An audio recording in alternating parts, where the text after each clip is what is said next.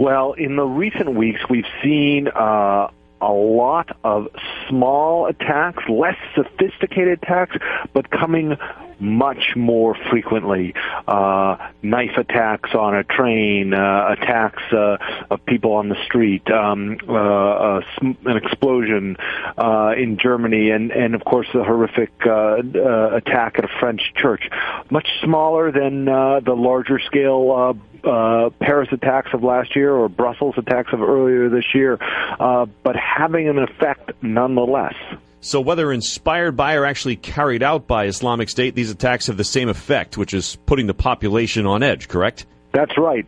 They put the population on edge. They put politicians on the defensive.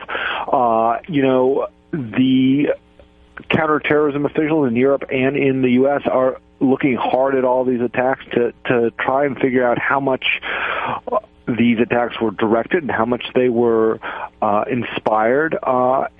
Officials say that some of these attacks, even if we think initially they may be inspired, we may find down the line some evidence of a more direct hand by Islamic State. And in the meantime, while all this is still going on, Islamic State is thought to still be plotting more attacks.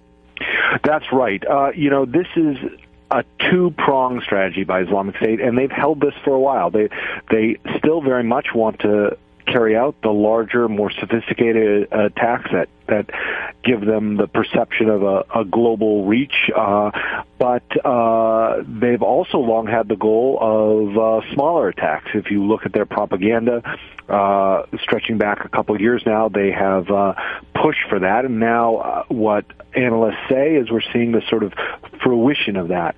And perhaps most dangerously, of most concern is that some officials and analysts believe that a string of smaller attacks might have the effect of hiding plotting for a bigger attack.